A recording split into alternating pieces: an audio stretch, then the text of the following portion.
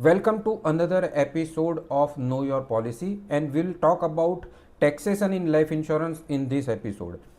Taxation life insurance products में एक बहुत ही इंपॉर्टेंट रोल प्ले करते हैं और ऐसे ही इनकम टैक्स के 4 अलग अलग रूल्स जो है वो इस वीडियो में हम डिस्कस करेंगे। ऐसा ही एक पहला रूल है income tax act 80C।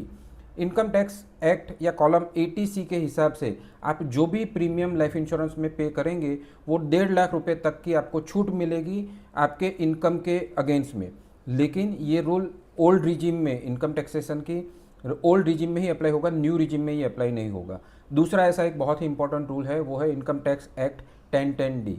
Income tax act 1010D के हिसाब से आप जो भी लाइफ इंश्योरेंस में इन्वेस्टमेंट करेंगे उसकी जो भी प्रोसीडिंग्स आएंगी, वेदर वो लाइफ इंश्योरेंस क्लेम के थ्रू होगी या मैच्योरिटी के थ्रू होगी, वो टैक्स फ्री होगी।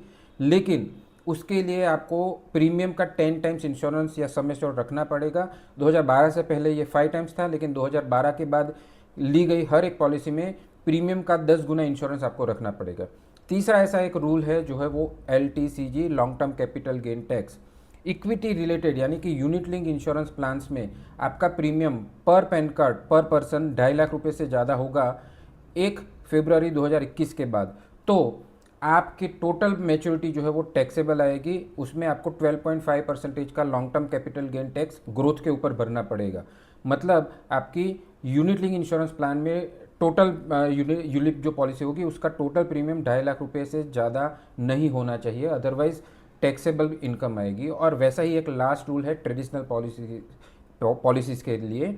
आपका ट्रेडिशनल पॉलिसीज़ का टोटल प्रीमियम 5 लाख रुपए से ज़्यादा होगा 1 अप्रैल 2023 के बाद ली गई हर पॉलिसी का टोटल प्रीमियम अगर 5 लाख से ज़्यादा पर पर्सन पर पैन कार्ड होगा तो जो भी मैच्योरिटी आएगी वो टैक्सेबल आएगी, आपको उसके ऊपर टैक्स भरना पड़ेगा।